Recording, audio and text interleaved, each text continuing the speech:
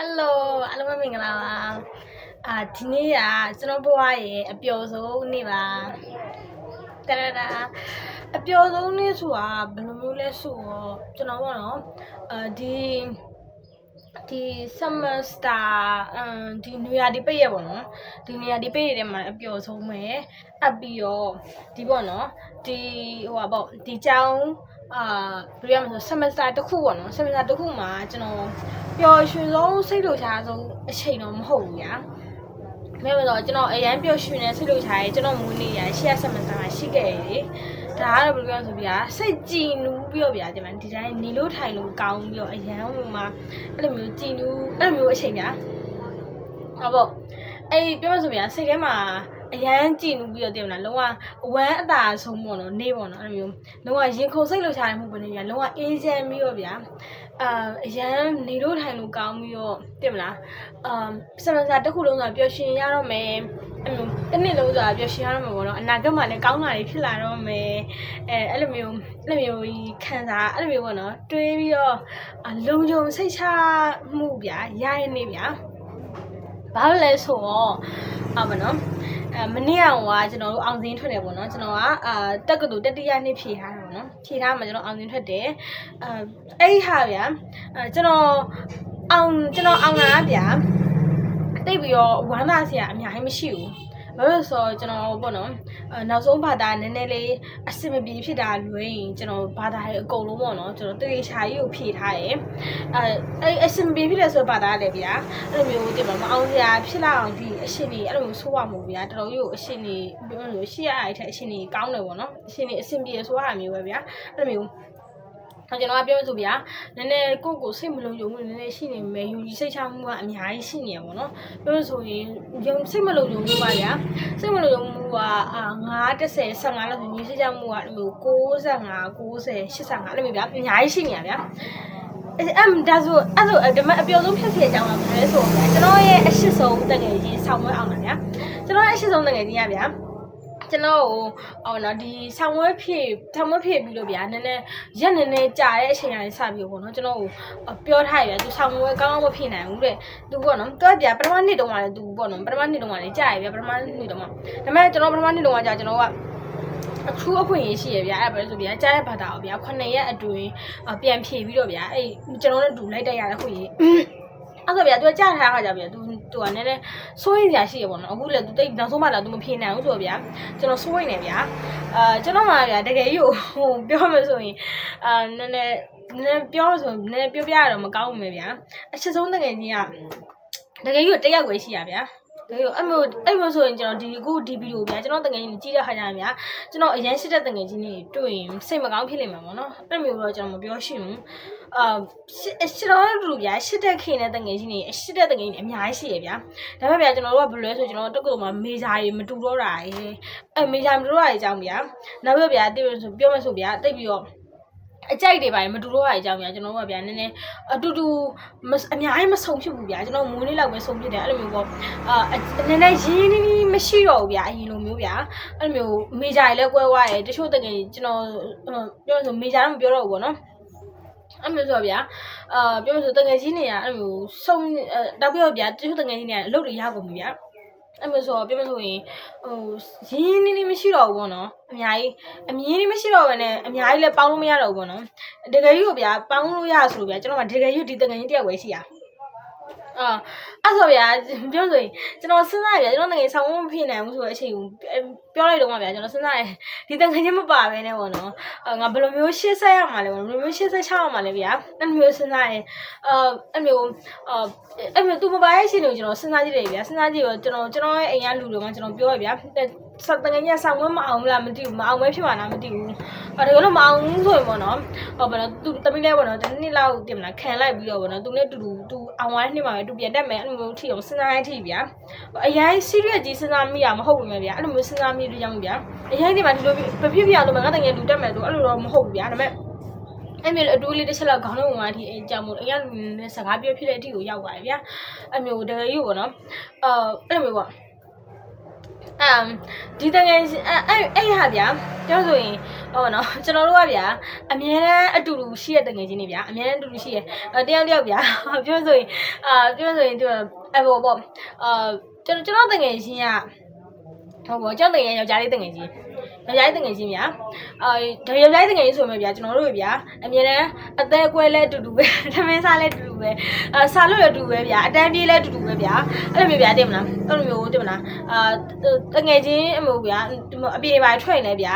ကျွန်တော်အပြင်ထွက်ရင်လိုက်ပေးရသူစေးကနေပြတယ်ကျွန်တော်လိုက်ပေးရဗျာအဲ့လိုမျိုးဗျာပြောမဆိုရင်အမြဲတမ်းမို့တယောက်ဗျာမိဘမရှိတဲ့အချိန်မှာဗျာတယောက်ကိုတယောက်ဗျာမိသားစုလိုမျိုးအမြဲတမ်းစောင့်ရှောက်ပြီးတော့ဗျာနေတဲ့တငယ်ချင်းတွေဗျာပြောဆိုရင်အမြဲတမ်းသိမလားအမြဲတမ်းတကယ်ယူဆောင်းမပြေခါနီးစာမရရင်လည်းအတူတူပဲအဲ့လိုမျိုးပေါ့နော်ကျွန်တော်ဆိုဗျာပထမဒုတိယနှစ်တော့ဆိုဗျာဘယ်လောက်ထိလဲဆိုဗျာကျွန်တော်ဗျာဆောင်းပြေခါနီးဆိုဗျာကျွန်တော်စာထပ်ပြီးလုံးအောင်ရှိဗျာကျွန်တော်တို့စာအရင်ရရတဲ့မှာမပါဘူးဒါပေမဲ့ကျွန်တော်တငယ်ထဲကိုကျွန်တော်စာပူရတယ်ပေါ့နော်အဲ့ဒါဗျာကျွန်တော်လည်းရဗျာမြန်မာစာမရဘူးဒုတိယနှစ်တော့အဲ့မြန်မာစာမရတဲ့ခါကျတော့ဗျာဟောပေါ့မရတဲ့ခါကျတော့ဗျာဟောပေါ့ကျွန်တော်ကသူ့ထက်စာနဲ့ပူရရဗျာအဲ့မျိုးဒါပေမဲ့ပေါ့နော်ကျွန်တော်ဆောင်းပြေကနေဆိုဗျာကျွန်တော်တို့ဗျာကိုရပြီးသားစာရေးပြီးဗျာကျွန်တော်စာအစ်စ်တွေလည်းနေပါနှွှေးကြရမလားအထူးသဖြင့်မြန်မာစာဆိုပိုပြီးနှွှေးရလွယ်လေကျွန်တော်နည်းနည်းအတိတ်ပဲသိရုံနဲ့တချို့ဟာရေးဆိုကျွန်တော်အကြောင်းဟာလေးသိရုံနဲ့ရေးလို့ရရလေနှွှေးလို့ရရဗျာဒါပေမဲ့ဗျာကျွန်တော်ကိုယ်တိုင်အကုန်လုံးစာအများကြီးရပြီးနှွှေးပြီးရမှာတဲ့ကျွန်တော်တကယ်ကျွန်တော်ကကြဗျာစာအများကြီးရဗျာကျွန်တော်တကယ်ကြီးကကျွန်တော်မကူညီပေးနိုင်လို့ဆောင်ဝဲကြသွားရေပေါ့နော်အဲ့လိုဖြစ်မဲ့အရှင်တွေထက်ကျွန်တော်လည်းဒီတိုင်းပဲရိုးပဲအောင်မယ်ကျွန်တော်တကယ်ကြီးလည်းနှိပ်အောင်မယ်တဲ့ရိုးတဲ့အတူတူနှစ်ယောက်အတူတူအောင်ကြမယ်ကျွန်တော်အချိန်တွေကျွန်တော်တကယ်ကြီးကိုပေးပြီးတော့စာနှွှေးပေးမယ်အဲ့လိုမျိုးဗျာအဲ့လိုမျိုးလုပ်ရတာပို့ပြောတယ်ဗျာအဲ့လိုမျိုးလုပ်ရတာပို့စိတ်ချမ်းသာတယ်အဲ့လိုမျိုးလုပ်ရမှာပဲတာဝန်ကြီးလုပ်ခံစားရဗျာအဲ့လိုမျိုးလုပ်မှပဲကျွန်တော်အခုရောအနာဂတ်ကိုစိတ်ချမ်းသာမှာဗျာကိုယ့်ကိုငါတကယ်ကြီးလည်းငါတာဝန်ကြည်တယ်အများဆုံးတော့တာဝန်ကြည်တော့အတက်နေဆုံးကြိုးစားခဲ့ရဆိုစိတ်နဲ့ဗျာ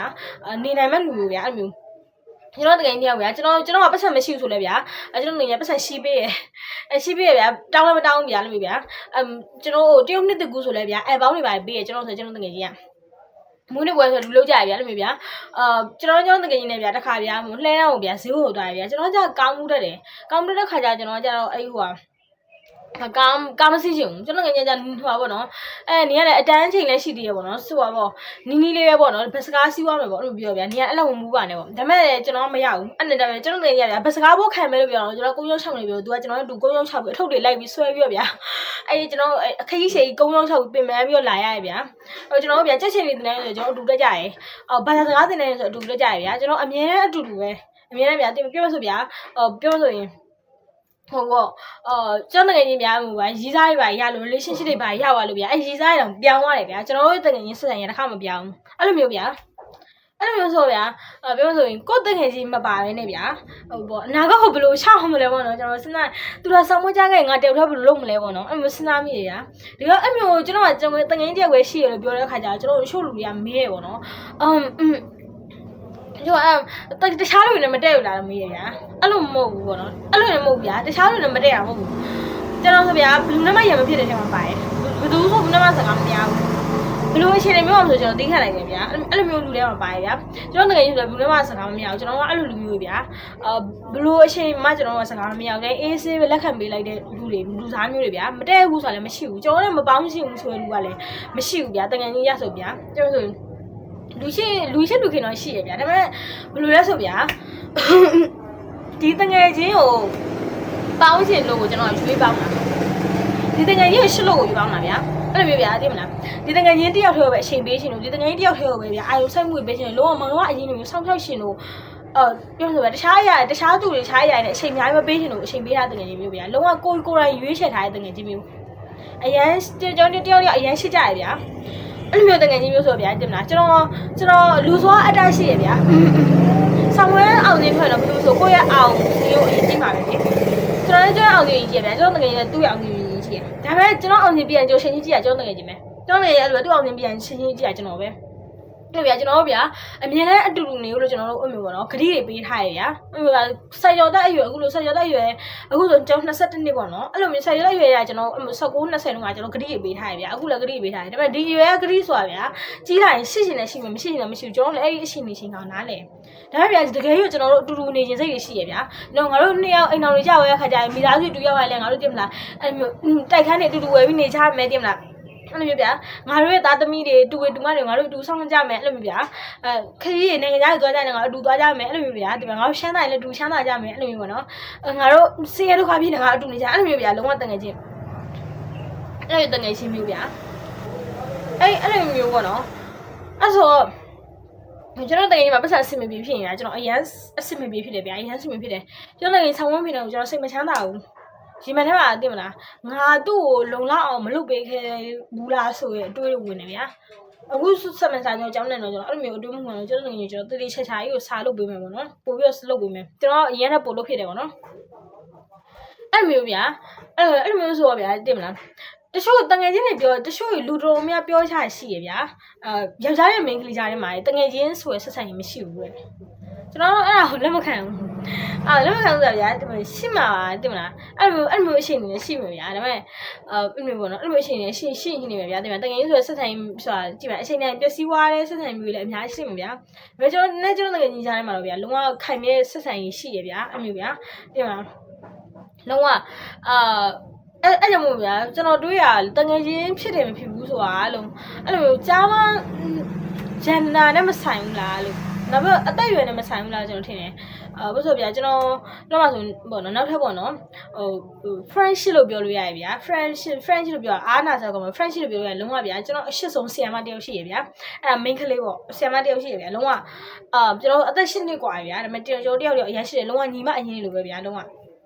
အဲ့လိုပေါ့နော်ကျွန်တော်လည်းဗျာအဲ့လိုပေါ့တကယ်ဆိုဗျာ main ကလေးတကယ်ချင်းလို့ရှိတာပေါ့ main ကလေးတကယ်ချင်းနေရှိဖို့အတွက်ကျွန်တော်ကြိုးစားခဲ့တယ်ဗျာအများကြီးကြိုးစားခဲ့ဒါပေမဲ့ဘယ်လိုပြောရမလဲဆိုဗျာကိုနဲ့နည်းနည်းအဆင်မပြေဘူးပေါ့နော်အဆင်မပြေဘူးဆိုတာသိမလားကျွန်တော်ကနည်းနည်း independent ဖြစ်တဲ့ main မတွေမှာပါရဗျာနည်းနည်းယောက်ျားဆက်အဲ့ဆိုဗျာနည်းနည်း main လေးနည်းနည်းအဆင်မပြေဘူးလားလို့ဟုတ်နော်ကြိုးစားခဲ့ဗျာကြိုးစားလောက်ပေါ့နော်ကိုစူးစမ်းသလောက်ကိုကောင်းသလောက်မကောင်းတာတွေပြောမဆိုဗျာနည်းနည်းသူတို့ပိုကြည့်ရမျိုးတွေပေါ့နော်ပိုကြည့်ရမျိုးတွေအဲ့မျိုးနည်းနည်းကိုအဲ့လောက်ထိခရီးမဆိုင်တာမျိုးဗျာကိုပေးသလောက်ကိုလိုရှင်သလောက်ကိုပဲလောဘကြီးသွားတာလို့မသိပါဘူးပေါ့နော်အဲ့လိုအရှင်ကြီးရှိခဲ့ရဗျာအဲ့ကြောင့်ဗျာအဲ့ကြောင့်အခုလိုမျိုးတကယ်ချင်းတယောက်ရှိရကျွန်တော်အရန်ဝမ်းတာရဗျာပြောချင်တာကတော့သိမလားတငယ်ချင်းဖြစ်ဖို့ဆိုတာကြတော့ကိုနဲ့တငယ်ချင်းဖြစ်ရှင်စိအဲ့လူမှလည်းရှိပြီးတော့အပြန်လန်တဟဆရာဖြစ်ဖို့ပဲလိုရလားလို့အဓိကကလေအဲ့လိုပဲစဉ်းစားမိရပေါ့နော်အဲ့ကြောင့်အရင်သိမလားလက်တငယ်ချင်းတွေလည်းကောင်းပါရဲ့ဆိုတော့ကျွန်တော်ရိုက်တငယ်ချင်းကြောင်းလေအရင်တည်းကမင်းတငယ်ချင်းတွေအရှိဆုံးတငယ်ချင်းတွေအရှိရှိကြဆိုတော့ကျွန်တော်ဝမ်းသာပါရဲ့ဆိုတော့ကိုမရနိုင်တဲ့အနေထားမျိုးလေတော့လိုချင်ခဲ့အချိန်ချင်းကြိုးစားခဲ့တယ်ဒါပေမဲ့စိတ်မကောင်းဖြစ်မှုစိတ်ထင်ရမှုတွေကြုံတယ်ပေါ့နော်ဒါပေမဲ့တခါကျရင်လည်းခုနကပြောခဲ့စကားတွေမှာအမှားပိုင်းနဲ့တောင်းဝင်ပါရဲ့အများကြီးသူများကိုမကောင်းလို့ပြောလို့မရဘူးဆိုတော့ကျွန်တော်ကသူတို့လိုချင်တဲ့ပုံစံနဲ့မကိုက်တာဖြစ်နေလို့ကိုတိုင်းကလည်းအဲ့လောက်ထိပေါ့နော်ကိုစိတ်ထဲမှာကိုကကောင်းနေပြီပြည့်စုံနေတယ်မျိုးကိုတိုင်းကတကယ်မှသူများပုံမကောင်းတာလည်းဖြစ်နေတယ်ပေါ့နော်အဲ့ဒါတော့ကျွန်တော်တို့ပေါင်းသိတဲ့လူတွေကကျွန်တော်တို့ထပ်ပို့သိရကျွန်တော်တို့သိရတဲ့ဘေးကမြင်တဲ့လူကပို့သိရကျွန်တော်ကတကယ်မကောင်းခဲ့ရတယ်ဖြစ်နေတာပဲလုံလောက်မကောင်းပေးခဲ့ရတယ်ဖြစ်နေတာပဲခံစားရအောင်လုပ်ခဲ့ရတယ်ဖြစ်နေတာပဲလေဘာဖြစ်ကျွန်တော်ဒီနေ့ကအရင်ပြောရ